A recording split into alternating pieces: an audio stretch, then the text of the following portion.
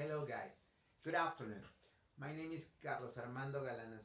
I am an English teacher and today I'm going to explain some different topics related with the course.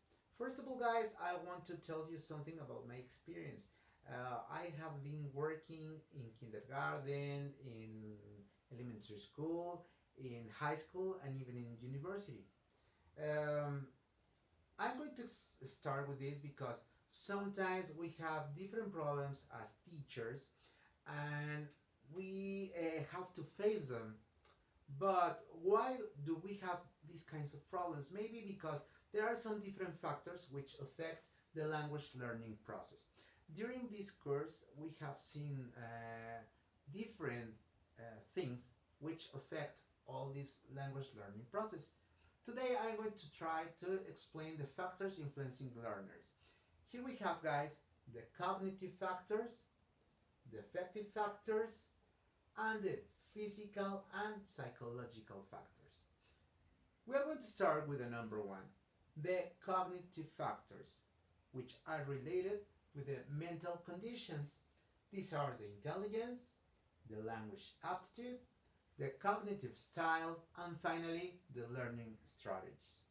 Then we have a second kind. We have the affective factors, which are the effects of the emotions and feelings which affect the learning process. We have the attitudes and the motivation. Then we have the psychological and physical factors, which are the age and personality. I'm going to start with these guys because sometimes when we are English teachers, we need to prepare classes, we need to prepare activities, and we don't know how to do it. And they are going to be useful tools when we are preparing an English class. First of all, guys, we have the cognitive factors. Mhm. And we are going to start with the intelligence. What is intelligence?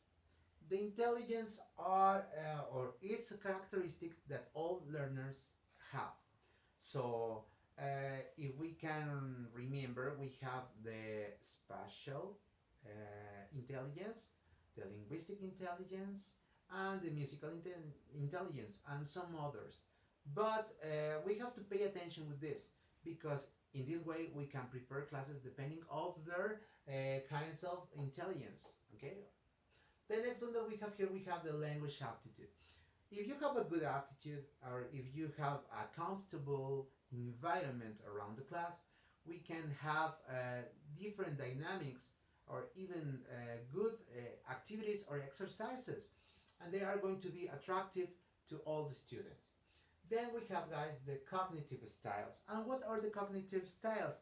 These are the manner in which individuals perceive, monitor, or recalls the linguistic information, and this is very useful for us. The next one, guys, we have the learning strategies, which are the techniques that all students have so as to get the information. For example, some people likes to repeat, some people likes to listen to music, maybe they want to talk, and or some of them like to speak alone, and that's a good way so as to achieve all the information. Then, guys, we have the affective factors, which are the attitudes and the motivation.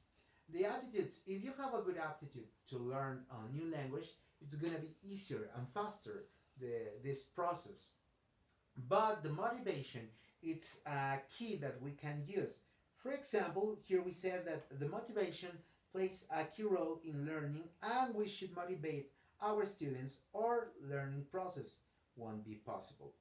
It's our responsibility to motivate all our students, because sometimes I remember when I was in a kindergarten, they used to play a lot and they love it. So they were motivated to enter to class, and they really liked the class. So I tried to use all these games so as to teach them with chunks or maybe with songs, something like this. Okay, so we have to pay attention, because when we want to motivate our students, we need to check their needs and the things that they like. For example, I remember in high school they liked all kind of music, but I remember that I taught them all the topics with different songs. For example, if I wanted to teach them simple present, I used a song using this topic, and they really like it. And some others, like for example, adults, they love I don't know, classical rock music. And I try to use all this information just to motivate them with maybe some topics that they like, with interesting topics, and some of them. Okay. Then we have the physical and psychological factors. We're going to start with the number one, the age. Some people believe that when you're a young person or a boy, even a kid, you can learn faster and in an easier way. That's not totally true because we can learn a language in all stages of life, even an adult or maybe a teenager or a child. The difference here is that when you are teaching them, they can apply or they have different skills. And for instance, when you are a kid, you have a better pronunciation and it's easier to achieve maybe with chunks all this information. And when you are an adult, they try to create formulas so as to do it easier, and maybe they pay attention more on grammar. That's why we have to be careful with that. Okay. The next one we have some other factors like the personality. We have to be careful with that because we have the extroversion, introversion, the risk taking or the inhibition, the anxiety, the tolerance to ambiguity, and others that were mentioned during the course. Okay, here I can tell you, as far as I am concerned, when you have a comfortable environment around the class, they are going to learn easier and it's going to be faster, all this kind of information to achieve. Okay, finally, guys, I want to conclude uh, telling that this course is very useful and we are going to have the correct tools to be good teachers. In that way, we are going to plan, we are going to teach, and we are going to have good classes.